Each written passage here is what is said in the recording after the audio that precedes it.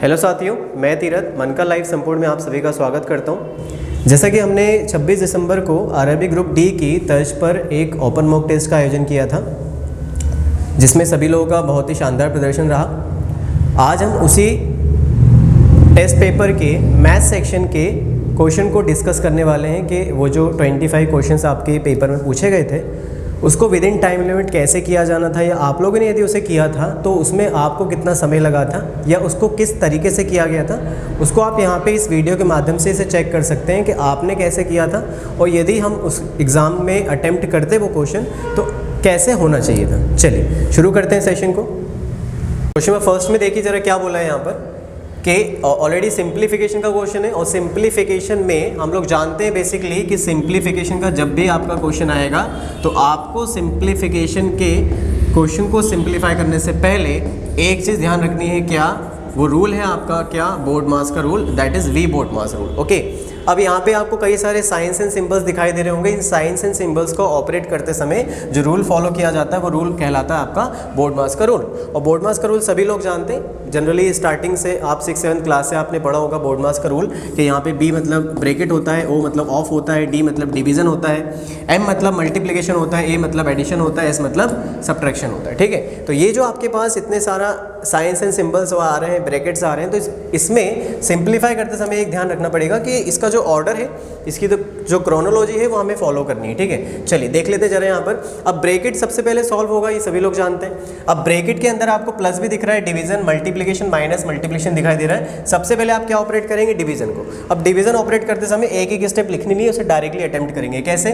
4 से 12 में डिवाइड किया, कितना आ गया अपने पास 3 3 सा कितना आ गया 9, 2 2 सा क्या हो गया 4, 9 में से 4 चला गया 5, 20 + 5 कितना हो गया 25, 25 2 सा कितना हो गया आपका 50, तो 36 - 50 + 12। ये एक सिंगल स्टेप में क्वेश्चन होता था। यदि कोई इसको एक एक स्टेप लिख के करता है तो अपना टाइम वेस्ट कर रहा है। ठीक है, माइनस कर लेते हैं। यहाँ पे कितना हो जाएगा माइनस का 14 + 12, तो आंसर विल बी -2, और -2 आपके किस ऑप्शन में अवेलेबल है, ऑप्शन नंबर डी। तो इस क्वेश्चन का जो करेक्ट आंसर होगा -2, करेक्ट आंसर होगा ऑप्शन नंबर डी। और ये क्वेश्चन कम से कम आपका 10 सेकंड के अंदर अंदर हो जाना चाहिए था। चलिए बढ़ते हैं अगले क्वेश्चन की ओर। क्वेश्चन में 32 में क्या बोला गया है, प्रॉफिट लॉस का क्वेश्चन है आपका ये। सुरेश ने 1200 रुपये में 2 पुस्तकें खरीदी हैं। ठीक है भाई, एक को उसने 20% के प्रॉफिट पे बेचा है और एक को उसने दूसरे वाले को 16% के हानि पर बेचा है। अब यदि दोनों पुस्तकों का आपका क्या सेम है भाई, विक्रय मूल्य सेम है, पहली कंडीशन यही हो गई है। तो पहले ये देखा जाता है क्वेश्चन में कि भाई क्या सेम है, विक्रय मूल्य सेम है। क्या ये जो 1200 रुपये ये क्या है, दोनों बुक्स का टोटल कॉस्ट प्राइस, मतलब दोनों जो किताबें खरीदी हैं सुरेश ने वो कितने में खरीदी हैं, 1200 रुपये में खरीदी हैं। एक को कितने प्रतिशत लाभ पे बेचा है, 20%। अच्छा, लास्ट में एक बड़ा इंपॉर्टेंट सा क्वेश्चन यहाँ पे पूछा गया है, पुस्तकों का लागत मूल्य, लेकिन कैसा पूछा है, लगभग में पूछा है। तो लगभग में बिल्कुल भी कंफ्यूज नहीं होना, अप्रॉक्सीमेट वैल्यू आपको निकालनी है। चलिए देख लेते हैं जरा यहाँ पर 20% को हम क्या लिख सकते हैं भाई, 1/5। तो हम ये कह सकते हैं कि भाई जो क्रय मूल्य और विक्रय मूल्य का जो अनुपात होगा एक पुस्तक का वो कितना हो जाएगा, 5 से 6 हो जाएगा। ठीक है, दूसरी पुस्तक को 16% की हानि पे बेचा, और 16% मतलब हो जाता है आपका 4/20, मतलब 20 से 21 हो गया है। क्यों? क्योंकि लॉस हो रहा है तो 20 से 21 हो जाएगा रेशो। अब क्योंकि कंडीशन दी गई है कि दोनों ही किताबों का जो सेलिंग प्राइस है वो क्या है आपका, सेम है। यहाँ पे देखो जरा, यदि यहाँ 6 है यहाँ 21 है तो दोनों सेम होना चाहिए।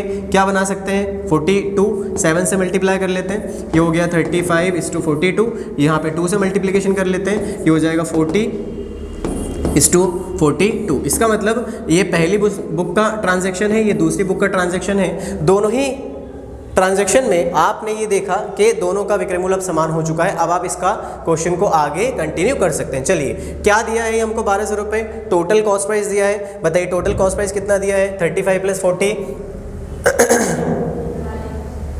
ये आई थिंक 16% है, तो ये 25 होना चाहिए, इट शुड बी 25।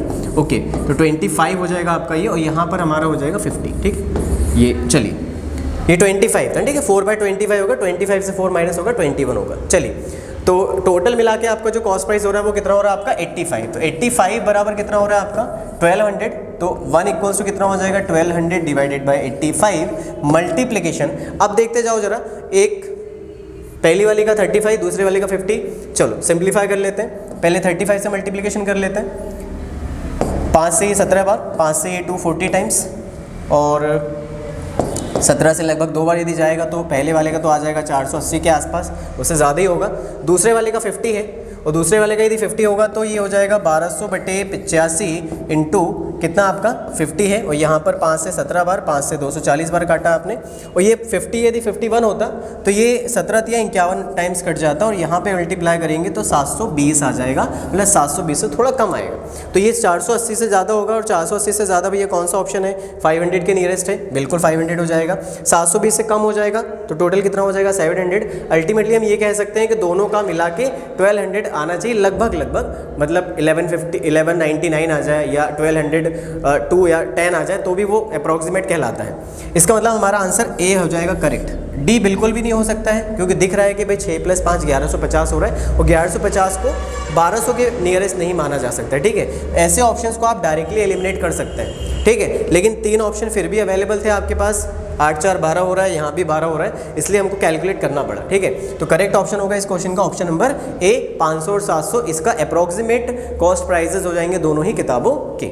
चलिए, आई होप सभी ने शायद यही लगाया होगा, यदि नहीं लगाया तो देख लीजिएगा कि आपने क्या चेंज किया और यहाँ पे क्या हुआ है। चलिए बढ़ते हैं अगले क्वेश्चन की ओर।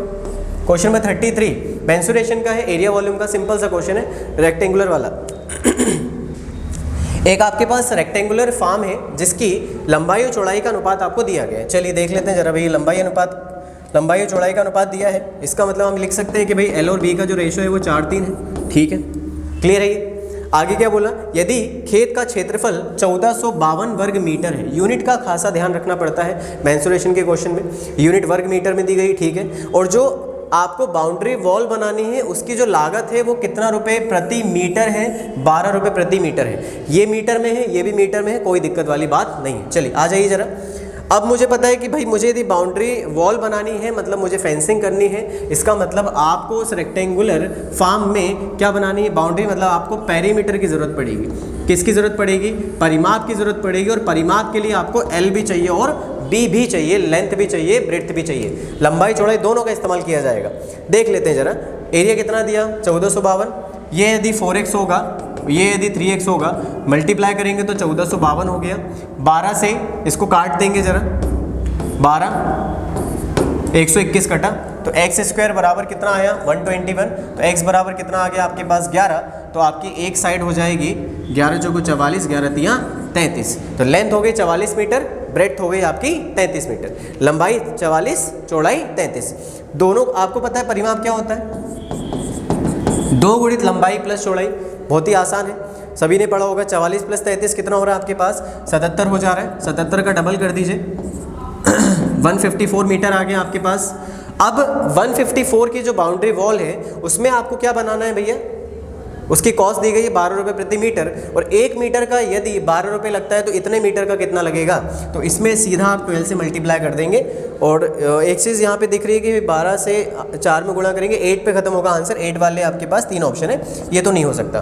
12 चौको 48, 4 12 पंजे 60, 60 4 64, मतलब आंसर 48 पे खत्म होगा। देखो जरा 48 किस पर आ रहा है, ऑप्शन नंबर बी पर आ रहा है, यस ऑप्शन नंबर बी हमारा करेक्ट आंसर होगा। पूरा मल्टीप्लाई करने की जरूरत नहीं है, हमेशा ये नंबर छोटा नहीं होगा, ये नंबर बड़ा भी हो सकता है। आप जब मल्टीप्लिकेशन करें तो इसका ध्यान रखा करो कि इकाई का अंक क्या आ रहा है, दहाई का अंक क्या आ रहा है, उससे ही आधे क्वेश्चन आपके सिंप्लीफाई हो जाते हैं, आपका 10 सेकंड या 15 सेकंड बच सकता है वहाँ से। चलिए तो आंसर ऑप्शन नंबर बी है इस क्वेश्चन का।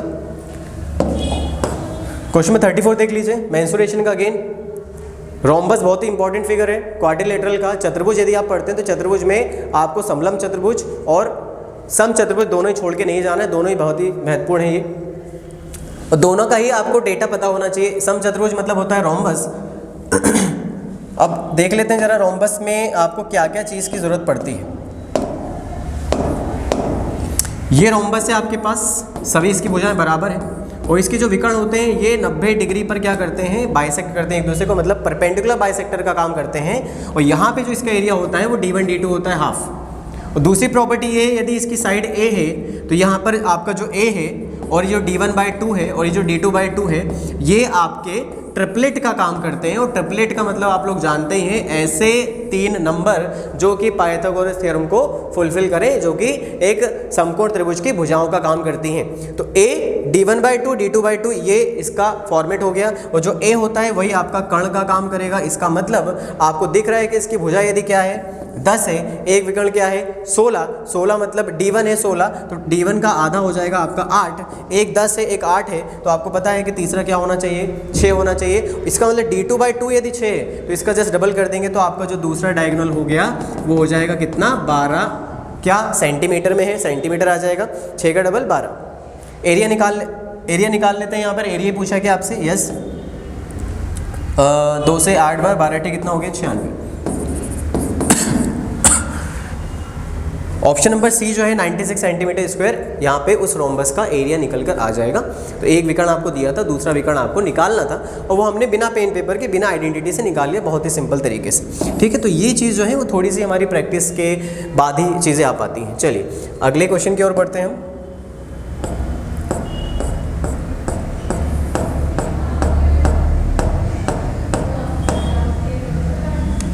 क्वेश्चन नंबर 47 देखेंगे जरा। यहाँ पर क्वेश्चन नंबर 47 में देखिए क्या बोला गया है। पॉलिनोमियल का है, ये दिखाई दे रहा होगा आपको, पॉलिनोमियल का बहुपद से क्वेश्चन पूछा गया है। अल्फा और बीटा उस पॉलिनोमियल, अच्छा ये जो पॉलिनोमियल है ये भी आपको पता है, ये तो बड़ा सिंपल सा दिया भैया, क्वाड्रेटिक पॉलिनोमियल है ये तो, ठीक है, ये तो क्वाड्रेटिक इक्वेशन आपका है, ठीक है, पॉलिनोमियल के फॉर्म में दिया गया है। और इसके जो दो रूट्स हैं, इसके जो दो जीरो हैं वो अल्फा और बीटा है। क्या है ये, अल्फा और बीटा है, मतलब अल्फा और बीटा इसको सेटिस्फाइड करेंगे, ये जीरो हो जाएगा अल्फा बीटा की यदि वैल्यू रखी जाए तो। इसका मतलब आपको दिख भी रहा है कि भाई 6 के ऐसे दो फैक्टर आप कर सकते हैं, 3 और 2 माइनस प्लस की इक्वेशन, तो दोनों आंसर क्या हो जाएंगे आपके प्लस प्लस के हो जाएंगे। तो आपका एक अल्फा 3 हो गया, बीटा आपका 2 हो गया, कुछ भी ले सकते हैं आप। चलिए रख दीजिए जरा यहाँ पर वैल्यू। 3 का स्क्वायर कितना हो गया 9, 2 का स्क्वायर कितना हो गया 4, 3 का स्क्वायर 9, 2 का स्क्वायर 4, ये हो गया आपका 9 4 कितना हो गया आपके पास 13, ये हो गया 13 बटे कितना आपका 36, 13 से 13 कैंसिल, 36 ऊपर चला गया तो आपका आंसर कितना हो जाएगा 36। तो यही पूछा था कि भाई ये जो आपके पास व्यंजक लिखा हुआ है, ये जो एक्सप्रेशन लिखा है इसका मान क्या होगा, और आपके सामने इसका मान 36। ठीक है, चलिए तो ये क्वेश्चन नंबर 47 का जो ऑप्शन था 36 किस में है भाई, डी में, आंसर डी हो जाएगा आपका। चलिए बढ़ते हैं अगले क्वेश्चन की ओर। क्वेश्चन 48 बहुत ही बेसिक क्वेश्चन है यार ये। एलसीएम पूछा है, एलसीएम किसको नहीं आता निकालना, ठीक है, बिगिनर एस्पिरेंट यदि आप तैयारी कर रहे हैं तो एलसीएम एससीएफ तो निकालना आना ही चाहिए। एक क्वेश्चन आपको रखा है मिलेगा। चलिए किसका चाहिए भैया यहाँ पर एलसीएम, लेकिन नंबर का चाहिए, 20 है, 40 है, 25 है और क्या है आपके पास 30 है। सबसे पहले 40 है, आपको दिख रहा है कि भाई 40 20 से डिविज वाले हटा दीजिए क्योंकि इसका एलसीएम 40 हो गया। 40 25 30 में सबसे बड़ा नंबर क्या है 40 है। अब दिख रहा है आपको कि 40 और 30 तो 120 से ही जाएगा, इसके अलावा और किसी से जाएगा नहीं, दोनों का जो एलसीएम है वो 120 दिख रहा है सीधा सीधा। तो 40 30 का एलसीएम कितना हो गया 120। अब आपके पास क्या बचा भैया 25 और 120 बचा है, तो ये 25 हो गया और ये 120 हो गया। अब चाहे तो आप ये भी चेक कर सकते हैं कि भाई 25 से कौन कौन से नंबर जा रहे हैं, 120 से कौन कौन से नंबर जा रहे हैं, एलसीएम हो जाएगा आपका। या फिर आप यदि कॉमन ले लें कुछ तो 5 कॉमन आ जाएगा, यहाँ से 24 पंजे 120 और 120 का गुणा 5 में करेंगे कितना आ जाएगा आपका 600। तो 600 आपका एलसीएम निकल कर आ जाएगा। बिल्कुल बिना देरी किए आप जल्दी से फटाक से निकाल सकते थे। 25 में और 120 में आपने कॉमन ले लिया, या आप ये देख सकते हैं कि भाई 120 है, 120 का आप मल्टीपल देखते जाइए, 120 240। अब आपको पता है कि भाई 25 से कोई नंबर तभी डिविजिबल होगा जब उसके लास्ट में 00 25 50 75 आएगा, ये सभी को पता है। अब आप ये भी देख सकते हैं कि भाई यदि 120 है, ये 120, अब यहाँ पे सभी जगह 00 आ रहा है तो 00 आंसर हो सकता है। तो आपने देखा कि भाई 120 के मल्टीपल में 00 कब आएगा, 12 3 24 12 3 36 12 4 48 12 5 60, 5 बार में आ रहा है, मतलब 600 आपका क्या हो जाएगा एलसीएम बन जाएगा। इस प्रकार से भी आप लॉजिक लगा सकते हैं। चलिए बढ़ते हैं अगले क्वेश्चन की ओर। क्वेश्चन में 49 में क्या कहा गया है भाई देखते हैं।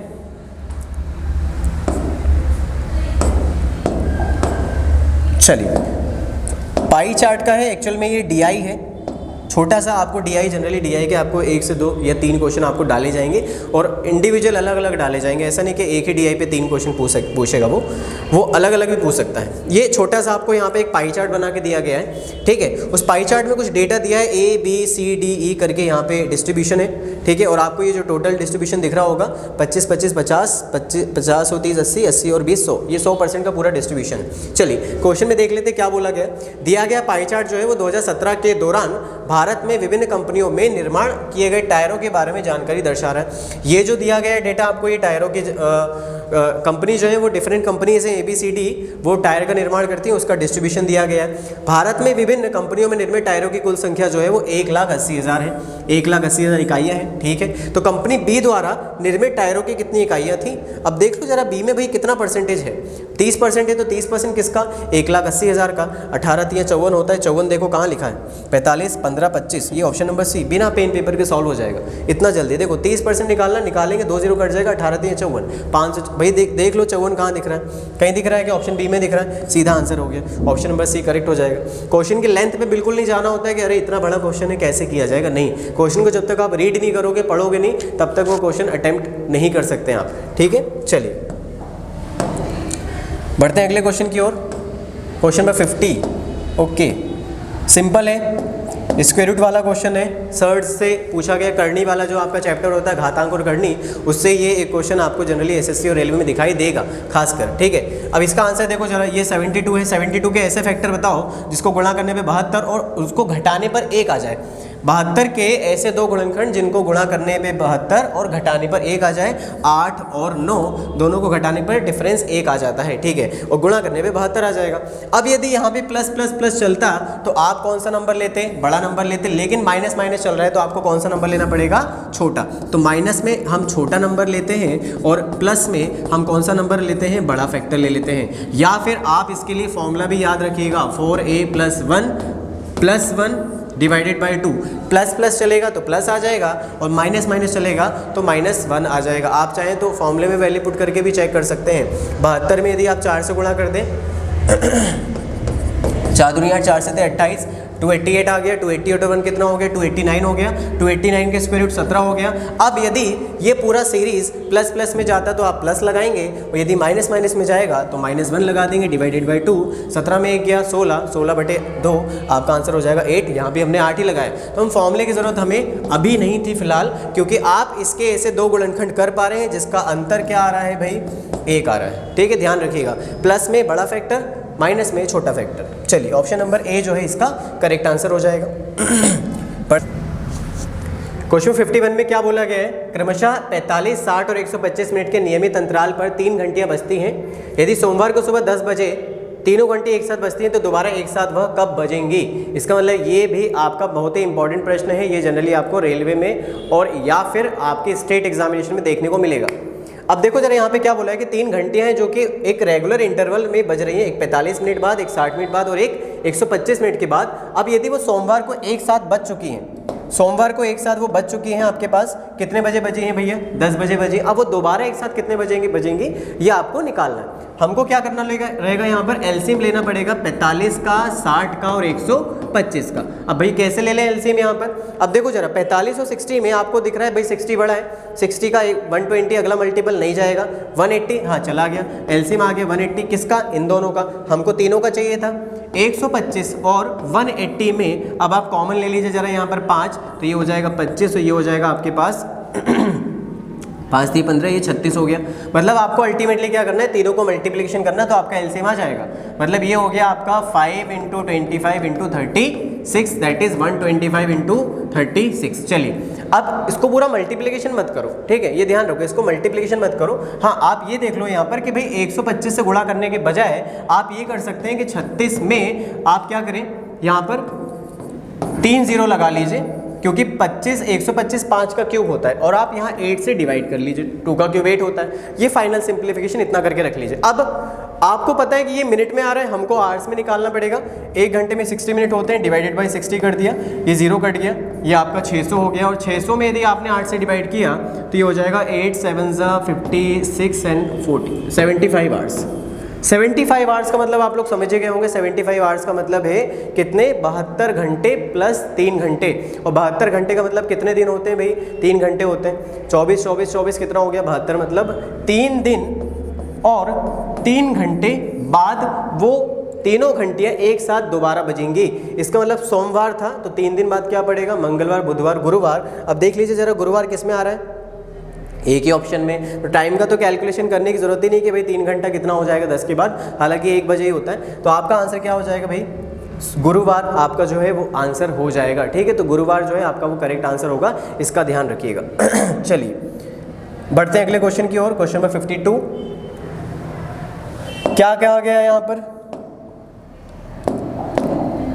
एक थैले में आपके पास ए लाल, बी पीली और सी हरे टोकन है, जिसमें ए और बी का अनुपात दिया है 4:15 और बी और सी का अनुपात दिया है 9:13। अब आपको पूछा है कि भाई ए बी सी का रेशो क्या होगा।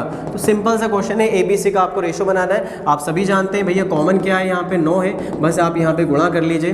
9 चौको कितना हो जाएगा यहाँ पे 36, 15 नंबर कितना हो जाएगा 135 और 13 × 15 यदि करेंगे तो 13 × 15 का गुणा करना है तो 14 का स्क्वायर 196 में एक कम कर दीजिए 195। अब देख लो जरा, यह क्या किसी से ही कट सकता है? यहाँ तो इतना बड़ा नंबर दिखाई नहीं दे रहा। 5 से 8 और 1 9 है और ये आपका हो रहा है यहाँ पे कितना 15, ये कट जाएगा। 3 से काट देते हैं जरा, देखो जरा, 3 से 12 बार कट गया, 3 से 4 ये 45 बार कट गया और ये 3 से 65 बार कट गया। तो भाई अब दिखने लगा है बिल्कुल। कौन सा है? 12, 45, 65 किस में दिख रहा है? ऑप्शन नंबर डी में। तो हमारा जो करेक्ट आंसर होगा वो ऑप्शन नंबर डी हो जाएगा। ठीक है, सिंपल सा था, रेशो आपको फॉर्म करना था। चलिए बढ़ते अगले क्वेश्चन की ओर। क्वेश्चन में 53।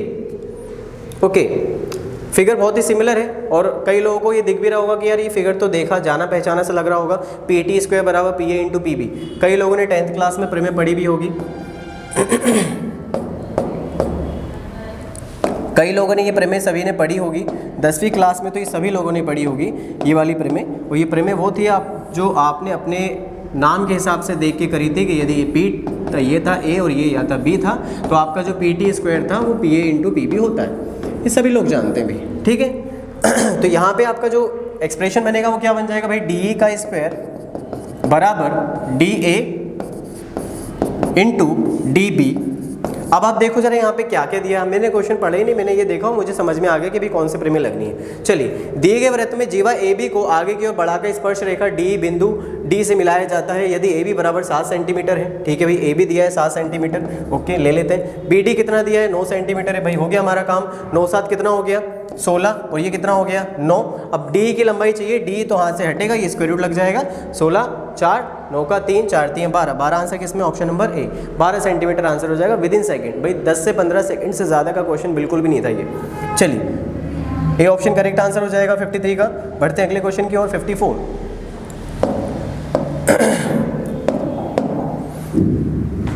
एक भिन्न का हर इसके अंश से 5 अधिक है। ठीक है, यदि अंश को 4 से गुणा किया जाए और हर को 3 से, तो परिणामी जो भिन्न होगा वो 1/2 हो जाता है। तो मूल भिन्न क्या है? मूल भिन्न आपका क्या है? चलिए देख लेते हैं जरा। अब एक भिन्न का जो हर है इसके अंश से 5 अधिक है। अब एक ये आप ये भी चेक कर सकते हैं, वेरीफाई कर लो ऑप्शन से, डिफरेंस दोनों का 5 होना चाहिए। ठीक है, 5 है 5 है 5 है 5 है, हर ज़्यादा होना चाहिए। हर दिख रहा है 5 है, सभी में 5 है। ठीक है, पहली कंडीशन सेटिस्फाइड होगी। दूसरी, यदि अंश को 4 से गुणा किया जाए और हर को 3 से गुणा किया जाए, देखो जरा, 4 3 12 8 3 24, 4 3 12 8 3 24, ये 8 3 24 1/2 हो रहा है कि हाँ, ये तो 1/2 हो गया। कौन सा ऑप्शन हो जाएगा? Option number 3/8। दूसरी कंडीशन भी सेटिस्फाइड होनी चाहिए। पहली कंडीशन तो चारों ऑप्शन में वैलिड थी, वैलिडेट कर रही थी चारों ऑप्शंस में, लेकिन जब हमने दूसरी कंडीशन देखी और पहले ऑप्शन में यदि मैंने ट्राई लगाया 4 3 12 और यहाँ पे 3 8 24, तो ये पूरा रेशो 1/2 हो गया। उसने यही बोला है 1/2 होता है। यस, तो option number A he correct हो जाएगा। बाकी 3 ऑप्शन में ट्राई करने की जरूरत बिल्कुल भी नहीं थी। चलिए बढ़ते हैं अगले क्वेश्चन की ओर। क्वेश्चन में 55 देखिए जरा ध्यान से। वाई साल पहले, अच्छा क्वेश्चन है, एजेस का क्वेश्चन डाला है लेकिन थोड़ा सा ट्रिकी है, जैसा कॉमन क्वेश्चन आता है वैसा नहीं है। वाई साल पहले एक जानकी जिसकी आयु रूही की आयु का कितना है? 1/4 था। ठीक है, वाई साल पहले जो जानकी है उसकी जो आयु है रूही की आयु की कितना है? 1/4 है। रूही की आयु का 1/4, इसका मतलब ये कितना हो जाएगा? यदि ये 4 होगा तो ये कितना हो जाएगा आपका? 1 हो जाएगा। 1/4 है ना, रूही का 1/4 है, रूही का 1/4 करेंगे 1 आ जाएगा जानकी। ये जो है आपका ये वाई साल पहले है, ये ध्यान रखना, ये वाई साल पहले का डेटा है। चलिए, आज से वाई साल के बाद जानकी की जो आयु होगी वो रूही की आयु की कितनी हो जाएगी? 1/3 हो जाएगी। ये 1/3 हो गई भैया। ये कब हो गई है? लेकिन ये वाई साल के बाद हो गई। ठीक है, वाई साल के बाद हो गई है आपका ये। चलो अब देखो जरा ध्यान से। अब यदि यहाँ से यहाँ का जो डिफरेंस देखा जाएगा वो टोटल सेम होगा किसके बराबर? y + y 2y के बराबर होना चाहिए। क्या ये गैप सेम है? नहीं है। कैसे बनाया जाएगा? डिफरेंस ले लेते हैं 2, यहाँ डिफरेंस ले लेते हैं 3, क्रॉस मल्टीप्लाई कर दीजिए। 2 1 = 2, 2 4 = 8, 3 से गुणा करें, 3 एकम 3, 3 3 9। अब देखो जरा ध्यान से, 2 से 3 कितना बढ़ा?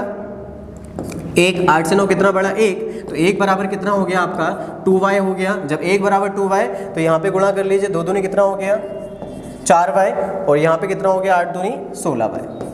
अब आपको पता चल गया जानकी का एज और ये रूही का एज, लेकिन आपने जिसमें गुणा किया वो कौन सा रेशो था, y साल पहले का था। आपको प्रेजेंट का पूछा है, y जोड़ना पड़ेगा, y जोड़ देते हैं जरा, देखो जरा ध्यान से कितना हो गया 5y और ये 17y, y से y कट गया तो आपका रेशो कितना हो जाएगा 5:17। क्या 5:17 करेक्ट आंसर है? यस, ऑप्शन नंबर ए जो है 5:17 ही होगा। तो ये था हमारा क्वेश्चन नंबर 55। चलिए, आई होप ये जो वीडियो था आप लोगों के लिए सभी के लिए हेल्पफुल रहेगा, और इस वीडियो के माध्यम से आपको एक अप्रोच पता चलेगी कि जो आपके क्वेश्चंस पूछे जाते हैं वो आपसे भी बनते हैं। मैं ये नहीं कह रहा हूँ कि वो क्वेश्चन आप बना नहीं पाते हैं, वो क्वेश्चन आप बना लेते हैं, लेकिन उस क्वेश्चन को सही समय में कैसे किया जाए, हो सकता है ये वीडियो आपके लिए बहुत हेल्पफुल रहा होगा। और इसी प्रकार के जो भी हम ओपन टेस्ट कराएंगे या जो भी और क्लासेस आपको प्रोवाइड की जाएगी वो आपको यूट्यूब चैनल के माध्यम से ही दी जाएगी, मनका लाइव के माध्यम से। और साथ ही साथ आप मनका लाइव के टेलीग्राम चैनल से भी जुड़ सकते हैं। टेलीग्राम पर यदि आप सर्च करेंगे मनका लाइव 2021 तो आपको वहाँ पे चैनल मिल जाएगा, उसके थ्रू भी आपको क्वेश्चंस प्रोवाइड किए जाते हैं क्विजेस के माध्यम से, ठीक है। तो आप उसको भी ज़रूर ज्वाइन कर लीजिएगा। तो यदि आपको वीडियो अच्छा लगा है, इसी प्रकार का और आपको कंटेंट डिलीवर करते दिया जाएगा यहाँ पर, तो उसको आप चैनल को लाइक ज़रूर करें, वीडियो को जो है आप शेयर ज़रूर करें। जो भी आपका नीडी फ्रेंड है, यदि लगता है आपको कि ये वीडियो बहुत हेल्पफुल रहेगा उसके लिए, तो उसको ज़रूर आप शेयर करिए। चलिए ठीक है, थैंक यू, मिलते हैं नेक्स्ट वीडियो में।